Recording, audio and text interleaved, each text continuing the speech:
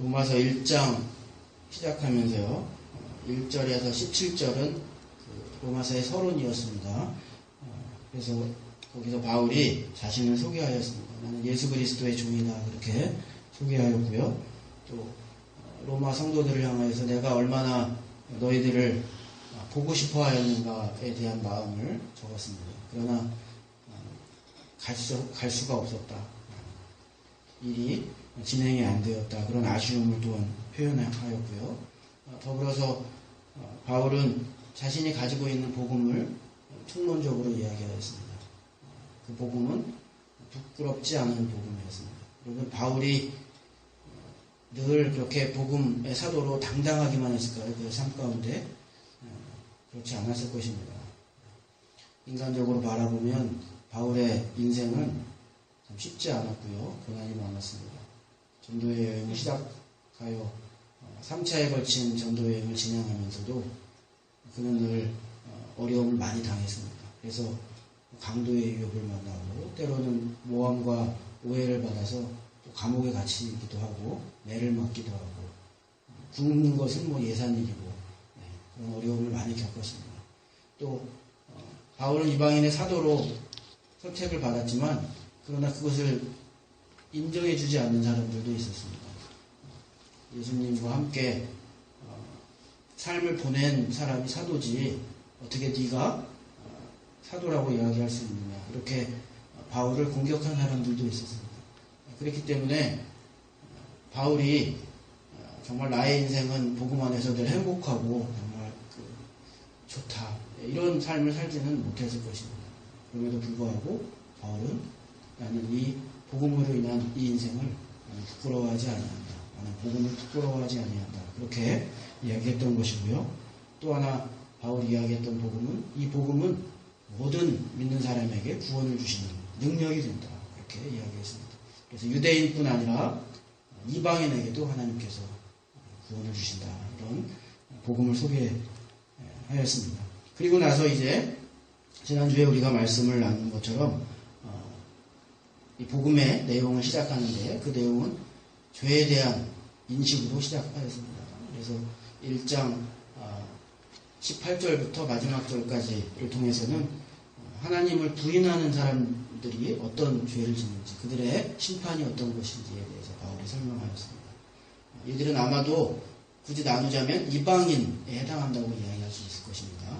하나님을 인정하지 아니하고 부인하는 그와 같은 사람들.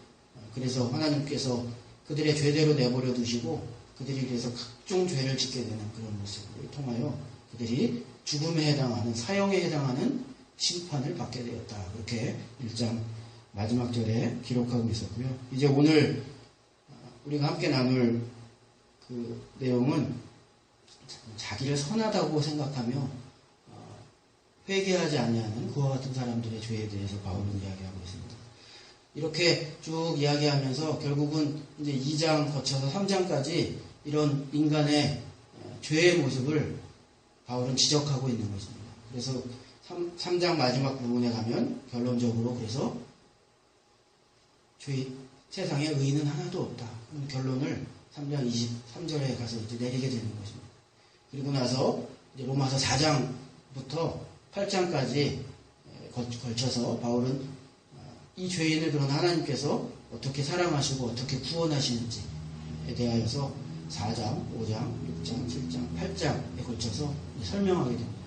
그리고 8장 이제 마지막에 가면 8장 1절에서 그 결론을 이야기합니다. 그러므로 우리 예수 그리스도 안에는 결코 정죄함이 없다. 이런 선언을 이제 8장에 가서 하게 되는 것이죠. 로마서가 그렇게 구성이 되어 있습니다.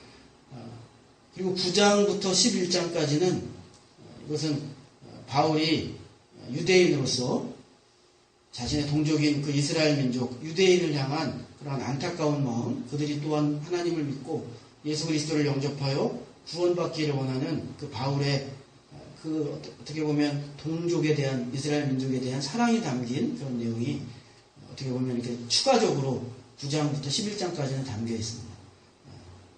그러니까 그 내용상으로는 8장 다음은 12장으로 연결되는 게 맞아요. 9장부터 11장까지는 그 내용이 따로 들어가 있고요. 12장부터 로마서의 마지막 장인 16장까지는 예수 그리스도를 영접하여 이제 그리스도인 된 하나님의 자녀된 사람들이 어떤 삶을 살아갈까에 대하여 기록하고 있습니다. 그래서 로마서는 매우 논리적인 성경이고 그렇지만 사실 읽기가 쉽지는 않은 그런 성경일 수도 있습니다. 내용 자체가 문장이 좀 어려울 수도 있고 그래서 로마서를 우리가 많이 대하지만 그럼에도 불구하고 로마서에 대해서 잘 알지 못하는 경우가 많은데 여러분 이제 연말까지 계속해서 로마서 강해를 해나가고 설교를 하는 동안에 저는 원하기는 여러분이 로마서 성경을 좀 몇 차례 읽으실 수 있기를 바랍니다. 그때 제가 설명드린 것처럼 로마서에 이렇게 1장의 내용, 그 다음에 3장까지 또 4장부터 8장까지 이렇게 구분하여 여러분이 성경을 좀 읽으시면 로마서를 이해하는 데 좀 도움이 되실 것 같습니다. 자, 오늘 이제 본문으로 돌아와서 말씀을 좀 드리겠는데요. 지난주에 우리가 살펴보았던 것은 하나님을 부인하고 여러 가지 각종 부패한 죄를 짓는 그와 같은 사람들에게 하나님의 사형에 해당하는 죽음에 해당하는 심판이 예고되었다. 그런 내용을 우리가 살펴보았습니다. 그런데 그 내용을 보면서 그렇지 저런 극악한 죄를 지었으면 저런 무도한 죄를 지었으면 당연히 저런 벌을 받는 것이 맞지. 그렇게 이야기하는 사람들이 있는 것입니다. 그러나 나는 거기에 해당하지 않는다고 생각합니다. 죄를 지었으면 벌을 받는 것은 당연하다고 생각하는데 그러나 나는 그런 사람은 아니다. 이렇게 여기는 사람들이 있다는 것입니다. 특별히 바울은 그 대상을 유대인으로 생각하고 이 성경의 내용을 적은 것 같습니다. 여러분 유대인은 실제로 율법을 잘 지키는 사람들이었죠. 그들은 선민이었습니다. 우리는 무언가 종교적으로나 도덕적으로 조금 다른 사람들이다. 그렇게 생각을 했습니다. 기록에 보면 얼마나 율법을 철저하게 지키고 하나님의 말씀을 지키며 도덕적인 삶을 살려고 노력했는지 수입의 11조뿐만이 아니라 그들이 음식을 할 때 양념을 넣으면 그 양념도 10분의 1을 띄어서 10의 1을 하나님께 드릴 정도로 그렇게 철저하게 율법을 지키고 도덕적인 삶을 살려고 했던 그와 같은 사람들입니다.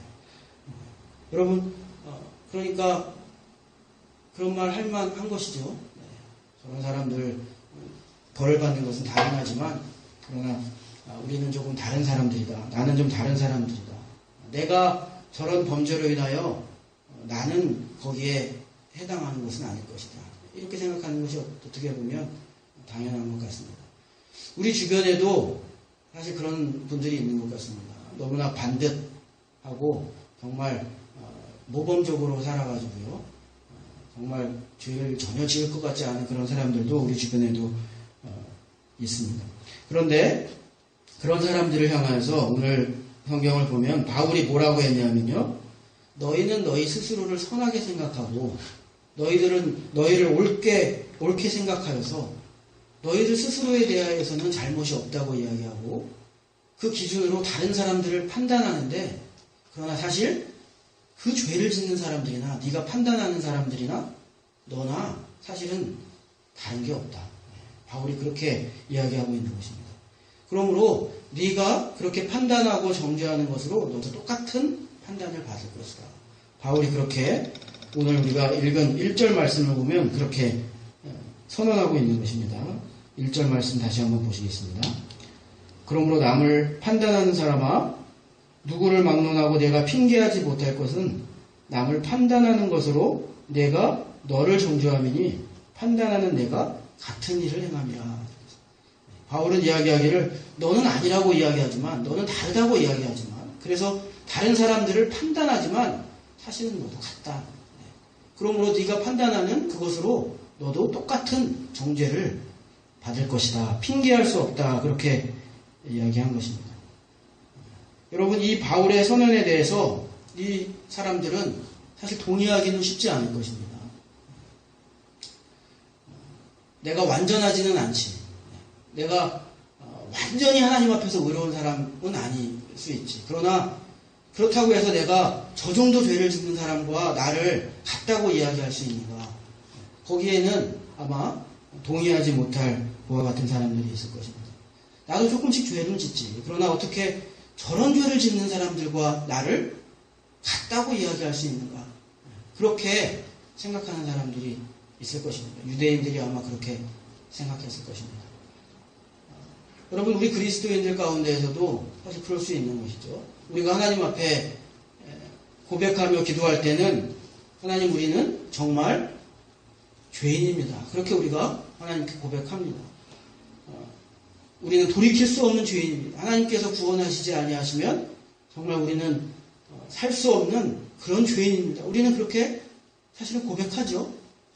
그럼에도 불구하고 그 마음속에는 그것은 신앙적인 표현이고 종교적인 표현이고 하나님 앞에서 내가 그냥 그런 신앙의 표현으로 기도니까 그렇게 하는 것이지, 사실 나는 그렇게 극악무도하고 죽을 죄를 지은 사람은 아니다. 내가 하나님 앞에서 그렇게 고백하지만 그렇다고 해서 그것이 내가 정말 그런 몹쓸 인간이라는 것은, 내가 그렇게 이야기하는 것은 아니다. 어쩌면 우리 그리스도인들 가운데서도, 우리 가운데에서도 그렇게 생각하는 사람들도 적지 않이 있을 것입니다. 신앙생활을 더욱 잘하고 오래 하신 분들일수록 어쩌면 우리의 생각에는 그렇게 죄를 짓는 사람들하고 내가 죄인이라고 고백은 하지만 나하고는 같을 수는 없다. 그렇게 이야기하시는 분들이 여러분 있을 것입니다. 그런데 여러분, 오늘 우리가 이 말씀을 통해서 곰곰이 생각해 보아야 할 부분이 바로 거기인 것입니다. 정말 그런가 하는 것입니다. 정말 나는 그런 죄인이 아닌가 하는 것입니다. 그러니까 솔직하게 한번 내 자신에게 물어봐야 하는 것입니다. 뉴스를 통해서나 아니면 이런 성경의 고발을 통해서 보는 것처럼 그런 무도한 죄를, 살인을 저지르고 강간을 저지르고 정말 그런 죄인들, 손가락질 하는 죄인들, 정말 그 죄인들과 나는 정말 본질적으로 다른 종류의 사람들인가? 나는 그런 죄인이 아닌가? 우리가 오늘 말씀을 함께 나누면서 이 부분에 대해서 여러분 잘 생각해 보아야 하는 것입니다. 그리고 사실은 같다는 것입니다. 성경의 판단은 같다는 것입니다. 그렇게 생각하지만 사실은 너의 마음속에는 똑같다는 것입니다. 그것이 드러났느냐 혹은 들켰느냐 들키지 않았느냐의 차이일 뿐이죠. 그런 일을 저지름으로 말미암아 그것이 사람들에게 발각되었느냐 아니면 아직 실행하고 있지 아니하거나 발각되지 않았거나 그 차이일 뿐이지 사실은 똑같지 않느냐. 여러분, 그렇게 지적하고 있는 것입니다. 여러분, 한번 가만히 생각해 보십시오. 우리가 이 부분이 어떤 것이 사실인가 한번 생각해 보려면 다른 사람을 봐서는 안 되는 것입니다. 내 내면을 한번 잘 생각해 봐야 하는 것입니다. 정말 나는 그 정도의 죄인은 아닌가? 우리가 솔직하게 한번 물어봐야 되는데 성경은 그렇게 이야기하고 있는 것입니다. 잠언서 16장 2절에 보면 이런 말씀이 있습니다. 사람의 행위가 자기 보기에는 모두 깨끗하여도 여호와는 심령을 감찰하십니다. 그러니까 하나님께서는 우리의 깊은 그 마음을 보시기 때문에 결국 같다는 것입니다. 그것이 겉으로 드러나느냐. 우리가 병이 들어도 그 병이 겉으로 드러날 수 있는 병이 있죠. 그러나 속으로 다 썩어가는 병도 있습니다. 그러나 그 병이 없다고 이야기할 수는 없는 것이죠. 겉으로 드러나서 사람들이 야, 너 왜 이래? 큰 병에 걸렸네. 이렇게 바로 알아볼 수 있는 병도 있지만 그러나 똑같은 병임에도 불구하고 사람들은 전혀 알아보지 못하는 안의 병도 있는 것입니다. 그러나 똑같은 병이죠. 결국 같다. 이것을 성경이 우리에게 이야기하고 있는 것입니다. 여러분, 생각해보면 그렇지 않습니까? 판사가 있고 죄인이 있고 법정에 보면 검사가 있고 변호사가 있습니다. 죄인은 자기의 죄를 심판받기 위해 재판장에 서 있는 것입니다. 판사는 그 사람에 대하여 법으로 그 사람의 죄를 판단합니다. 검사는 그 사람의 죄를 정죄합니다. 변호인은 그 사람의 죄를 변호합니다. 그런데 여러분, 가만히 생각해 보면, 그런데 판사는 다른 사람일까요? 정말 판사는 죄인하고는 다른 종류의 사람일까요? 그렇지 않다는 것이에요. 판사나 그 죄인이나 어쩌면 똑같을 수 있다는 것입니다.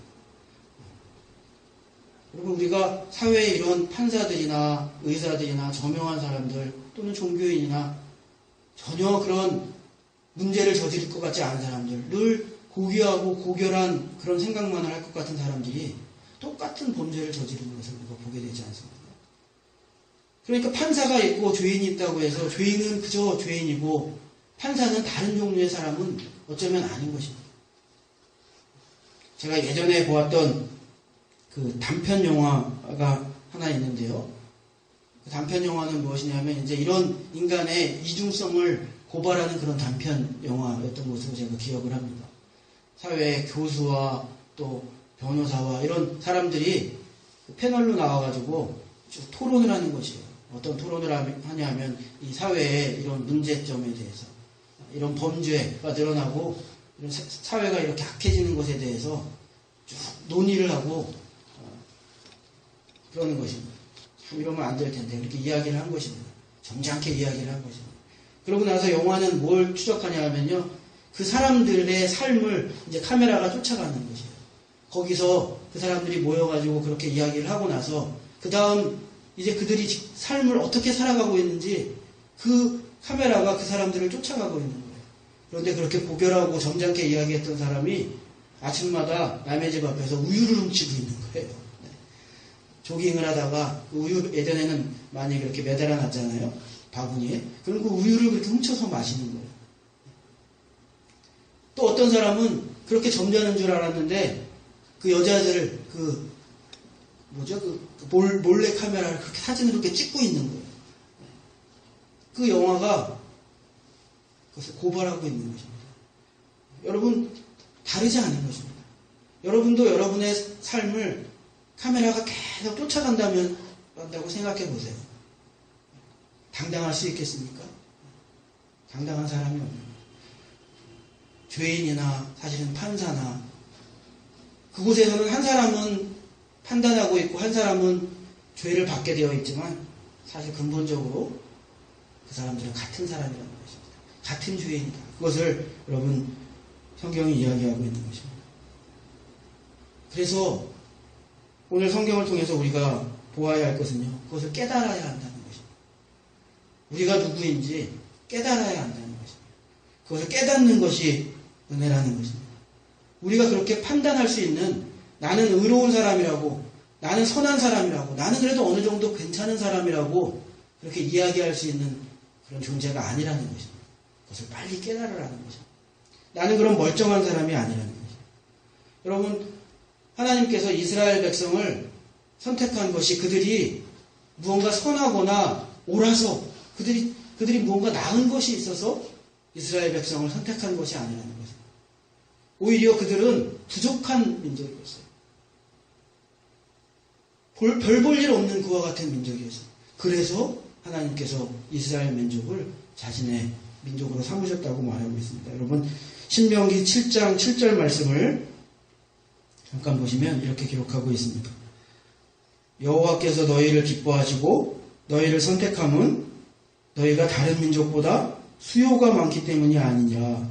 너희는 오히려 모든 민족 중에 가장 적으니라. 무언가 내세울 만하고 강하고 그래서 이스라엘 민족을 하나님께서 선택한 것이 아니라는 것입니다. 오히려 적고 보잘것없는 이스라엘 민족을 하나님께서는 자신의 민족으로 삼으신 것입니다. 그래서 자신의 은혜를 나타내시는 것입니다. 그런데 이 이스라엘 민족은, 유대인들은 그것을 알지 못하고 오해하기 시작한 것입니다. 그래서 나는 하나님의 선민이 되었으니 나는 다른 존재의 사람이다. 하나님의 율법을 나는 가지고 그것을 지키고 있으니까 나는 그렇게 죄를 많이 지은 그와 같은 사람들하고는 다른 존재이다. 이렇게 생각하기 시작한 것입니다. 그래서 오히려 하나님의 은혜로부터 멀어져 간 것입니다. 마음이 강팍해진 것입니다. 자기를 자랑하는 인생을 살게 된 것입니다. 부족하여서 하나님의 은혜를 받았는데 자기를 자랑하는 인생을 살게 된 것입니다. 이렇게 함으로써 결국은 그 태도가 하나님을 업신여기는 것이다. 바울은 그렇게 지적하고 있는 것입니다.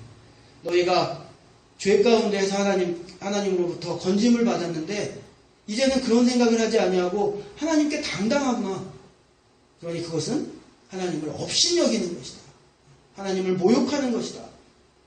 그렇게 이야기하고 있는 것이죠. 4절 말씀을 한번 보시겠습니다. 2장 4절 말씀 보시면 혹 네가 하나님의 인자하심이 너를 인도하여 회개하게 하심을 알지 못하여 그의 인자하심과 용납하심 같이 참으심을 풍성함을 멸시하느냐. 이렇게 하고 있어요.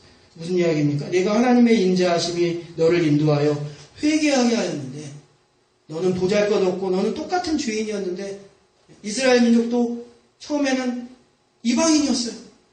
똑같은 이방인이었는데 하나님께서 그들을 건지신 것입니다. 그런데 이제는 너희가 그것을 알지 못하고 멸시하느냐. 하나님의 풍성하심을, 하나님의 은혜를 멸시하느냐. 너희가 옳다고 주장하느냐. 바울이 그렇게 이야기하고 있는 것입니다. 그러므로 여기에 하나님의 진노가 임한다는 것입니다. 아무것도 아닌 존재를 하나님께서 불러서 죄 가운데 있는 똑같은 사람들, 저 사람들은 저거 왜 저래? 나도 그 사람이었다는 것입니다. 그 백성이었다는 것이에요. 똑같은 이방인이었어요. 멸망받을 수밖에 없는 이방인이었어요. 그런데 그 백성을, 그 사람을 건져서 하나님의 은혜로 하나님의 백성 삼아 놓았다는 것입니다. 그런데 그 은혜를 생각하지 아니하고 하나님께 도전하게 되었다는 것입니다. 그러므로 거기에 하나님의 진노가 임하게 된다는 것입니다. 5절 말씀에 이렇게 기록합니다. 다만 내 고집과 회개하지 아니한 마음을 따라 진노의 날 곧 하나님의 의로우신 심판이 나타나는 그날에 임할 진노를 내게 쌓는도다. 나는 괜찮지. 나는 이 정도 사람인데 나는 저 정도 사람은 아니야. 그렇게 하면서 마음이 완고하여 계속 하나님의 진노를 쌓고 있다. 바울이 그렇게 이야기하고 있는 것입니다. 여러분, 이것이 사실은 어떻게 보면 더 어려운 것입니다. 차라리 많은 죄를 짓는 사람은 어떻게 보면 돌이킬 수가 있어요.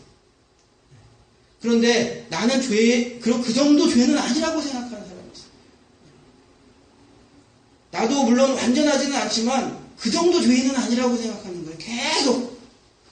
그러니까 나는 돌이켜야 할 죄인으로 생각하지는 않는 것입니다. 계속 그 정도 살아가는 거예요. 돌이키지를 않는 것이에요. 거기에 하나님의 진노가 계속 쌓여간다는 거예요. 그것이 더 어렵다는 것입니다. 더 완고하다는 것입니다. 그 고집과 돌이키지 아니하는 그 고집. 여러분, 우리가 탕자의 비유로 알고 있는 그 이야기가 있죠.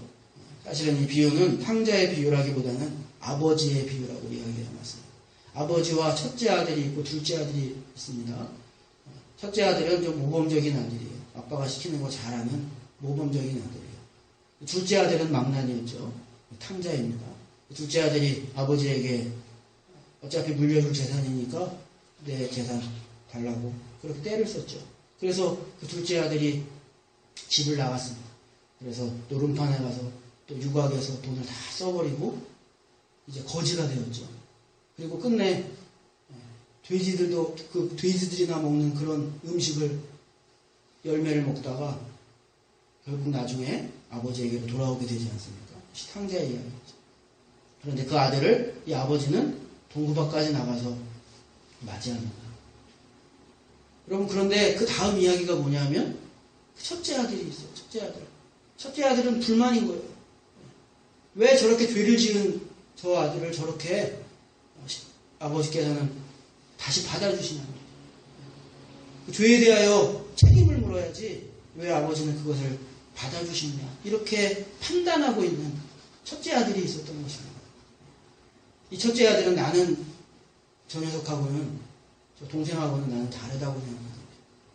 여러분, 그런데 이것이 더 문제라는 거죠. 그 정죄를 똑같이 받는다는 것입니다. 그렇게 판단하는 것으로 똑같이 판단을 받고요. 더 돌이킬 수가 없다는 거죠. 그 탕자는 돌이킬 수가 있어요. 여러분, 우리 주변에서도 정말 자기가 생각해도 나는 못된 놈이라고 생각하는 그런 사람들이 있습니다. 그런 사람들이 예수님 믿고 나서 의외로 정말 울고불고 회개하며 삶을 완전히 바꾸고 하나님께 돌아오는 경우가 종종 있어요. 그런데 이 첫째 아들처럼 그렇지 않다고 생각하는 사람들이 있어요. 이 사람들 전도하기가 얼마나 어려운지 몰라요. 차라리 나는 죄인이다, 나는 이런 인생을 살고 있다고 고백하는 사람들은 어쩌면 회개가 쉬운 거예요.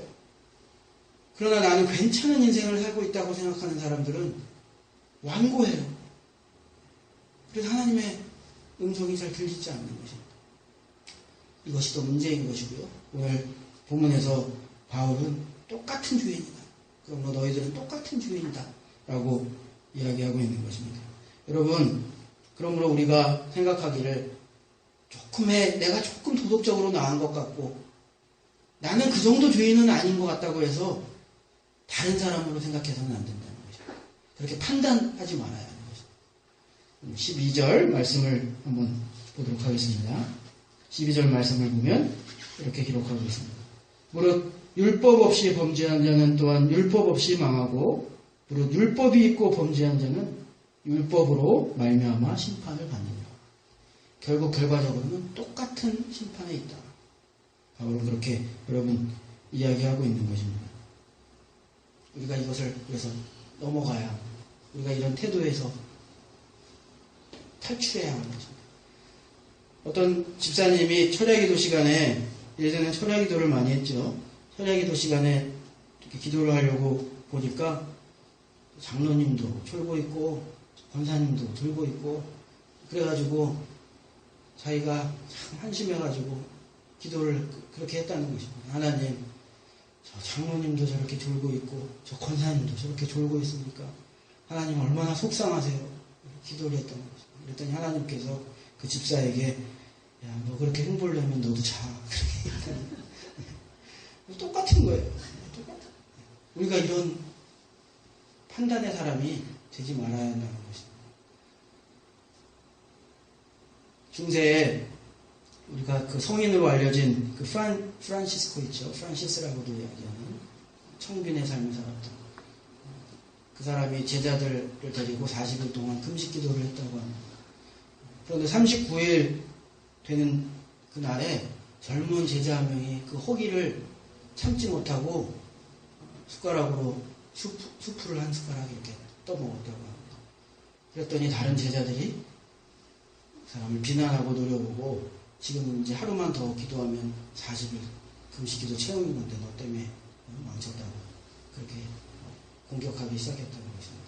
그러자 이 프란시스가 조용히 숟가락을 또 가져오더니 그 수프를 자기가 퍼먹기 시작했다는 것입니다.